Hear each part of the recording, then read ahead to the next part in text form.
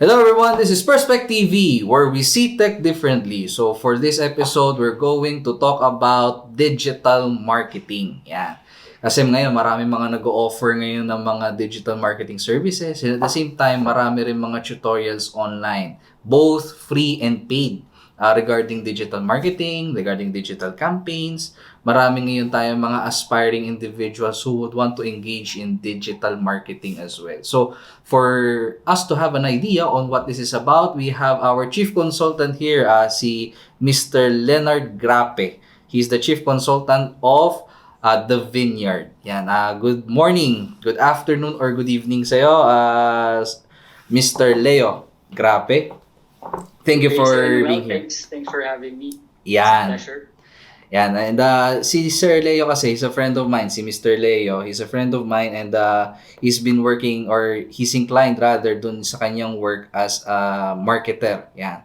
Medyo well-versed siya in terms of marketing. So, siguro, before we jump doon sa digital marketing, kasi ano na yan kumbaga, it is already something na updated na yan diba? Let's go first to the roots. Yan. What is marketing ba, Chief?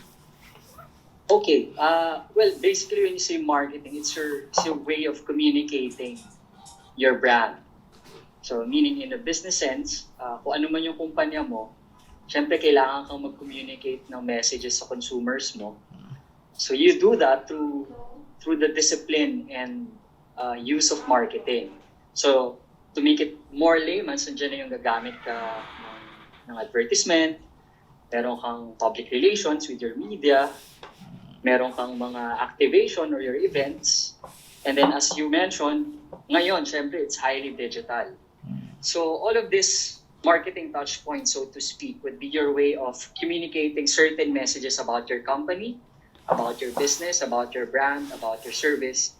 So, it's your way to bridge your business to your consumers. So, kung ano man yung hawak mo na produkto, kung anong negosyo yung meron ka, ultimately, you want to be able to reach out to your customers. Why should they buy you? Why should they trust you? What are the things that they should learn about your brand?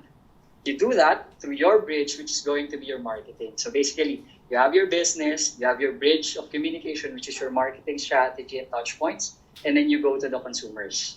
So basically, parang it's your way of really communicating everything about your business papunta sa consumers, more sa target market mo naman. I see. So ano yan? So parang it's a communication between the business and the customers. Kumbaga, in a nutshell, ganun siya. Basically, that's the basic principle of marketing. So, yes. Going back siguro doon sa traditional, so siguro the past 10, 20, 30 years ago, how do corporations or how do business ventures communicate with their clients? Ano yung mga basic strategies na ginagawa nila in the past? That's really interesting because if we go back even just 10 years back, the main drivers would be print advertisements, TV advertisements, radio. So that cuts across to your public relations campaign. So meaning, in the past, makikita ka palagi sa mga major broadsheets natin. May mga malalaking full-page print ad yan that shows you a model, there's an offering, there's a sale, and then it talks about certain copy about a company or about a brand. We'll also know that there's a lot of mga prime-time shows in television in different major channels. And then, alam naman natin yung mga 15-seconder, mga 30-seconders na nilalabas nila as an advertisement or commercial. That's the most layman's term, ano? And then, syempre, radio. So, may mga radio shows and then it's the same thing. It's mga commercial spots. So, in the past, that's what we consider traditional, meaning it's all of these platforms na available before. But with the dawn of the internet, as early as the 90s, and then especially leading to the 2000s, and most especially leading to the 2010 era. Doon na yung time na talagang, syempre it all started with so many initial na social media and with the dawn of the websites. So yung www, diba? Yung .com era. And then it turned out to start with social media, beginning with Friendster, Mm. Vines, Multiply, as compared to now. So basically, the main shift really is, even in terms of your customers, whereas before you're dealing with what? Baby boomers and Gen Z, na ang alam talaga niyan, sana yan, reading the newspapers daily, watching the news in the television, listening to your radio show, going to the work while driving. Now it's shifted highly to digital. So when we now talk about digital, it's practically everything that's available online. Before, it only started probably with website. Mm. So that's one thing, that all businesses will have to have a website. Dahil it shows off, become your repository of information online that also establishes your credibility. Pero ngayon, as you mentioned din kanina, I think there's a huge focus on digital marketing. Ngayon, hindi lang basta na may website ka. Hindi lang basta na meron kang commercial sa television. Because your market now is more reachable with the advent of digital. So when we break down digital, in a nutshell, I think the easiest way to understand that is anything that relates to online platforms. If you further break it down, for example, ang information repository mo will be the website. But now, if you're looking for video content, hindi ka na basta umaasa sa TV. You now have YouTube, wherein it becomes another platform. In fact, it's an interesting scenario now, Noel, na when the pandemic happened, even some TV personalities are going now to YouTube as a video platform. And then more importantly, you have now social media. So you have Facebook, which expanded to Instagram. You have Twitter. Even those three, iba-iba ang gamit nila. Now, if you have traditional radio before, now you have their podcast. So wherein you also generate and consume content. More or less similar experience with the podcast, but with the radio, but now it's in a podcast material.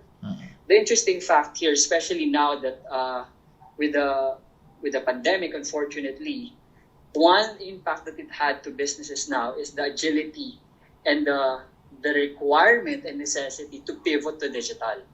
So I'm talking about mga bigger companies na in the past, really talagang ang anchor niya traditional.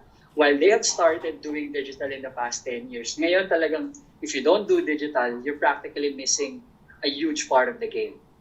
So ngayon, ang consumers mo nasa online space na lahat yan halos.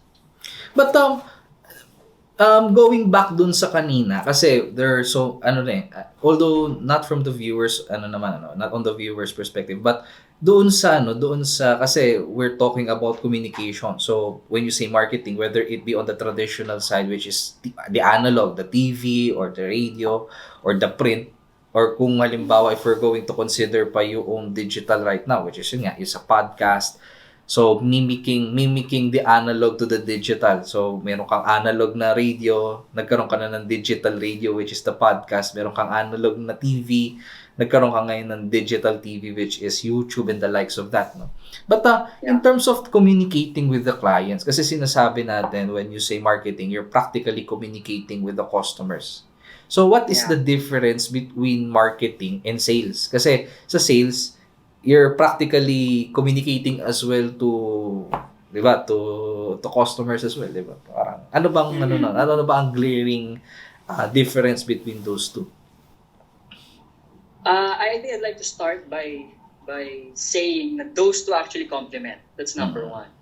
So marketing support your sales, and your sales can also be supportive of your marketing. Marketing would be your strategy in a way that you communicate the values and the feature of your brand. So it doesn't necessarily have to be selling right away.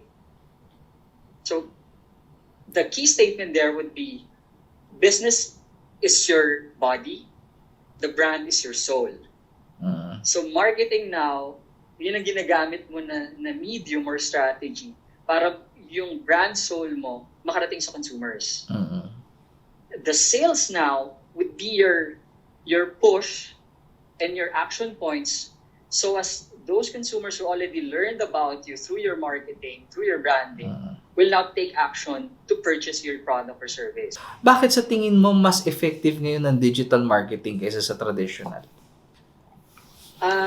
I think probably two or three main reasons for me. Number one, as compared to the traditional, digital now works with a lot of data insights. So I mean, as compared to before, traditional, for example, you run an advertisement, a full-page print advertisement in broadsheets. The newspapers, the dailies will give you numbers in terms of readership. But the moment you splash your print ad there, you really can't pinpoint exactly how much of that are really converting into sales. Second is, it's very agile, as I mentioned earlier, meaning you can play around with your content. Of course, the marketing perspective, the marketing basics will always still have to be there, meaning how do you position your brand? Who's your target market? What's your brand tone? What's your key messages? Andun pa rin ang basics ng marketing, whichever platform. Third point is, it's very personal. So because people in the digital platform now would normally go to certain pages very intentional. So like Google and YouTube would be your highly searchable platforms that addresses certain problems or pain points of the market. Like for example, if I'm someone looking for solutions or updates about technology, I'd probably look for which one is better, iPhone 11 or iPhone 11 Pro. So it's very intentional. So now as a brand, even your titling, even your SEO, copywriting, kailangan very personalized and intentional din. So I think those three, number one, it's data-driven. Two, it's very agile. Three is very personal. So that's I think three of the key considerations why people now have to, or the brands or businesses now have to really put not just focus, but in fact bring in digital as part and parcel of your overall business operations. Well, but one thing din na they're arguing about is kasi most especially in terms of social media, the advent of Facebook, the Instagram, kasi sinasabi din nila na parang it's designed for us or for humans to be addicted or to be very much attached doon sa mga platforms na yon. Would you think na this is going to be somehow parang living off on another person's misery? How can us as digital marketers be of help in such cases? that's a really interesting and I think very important question to tackle. I'd probably answer it in terms of from the perspective of the business and then from the perspective of the digital consumers. Of course, as a business entity, it always to still have to function with your certain business values, organizational values, and business ethics at the end of the day. So meaning, while digital is there to stay, and businesses will always leverage on that, at the end of the day, it's really how you target your consumers. What are your certain communication points na gusto mong ipakita sa kanila? Haba na to, no? Pero I hope that I can get in touch with you as well soon. And kasi we would like to explore din kasi yung mga different facets of this kasi ang daming outlets in terms of digital marketing. Kasi kagaya niyan, we've mentioned TV, which is YouTube, right now, yan si Netflix, etc. Tapos, you also mentioned about radio, which is right now, ang digital radio natin would be the podcasts, di ba?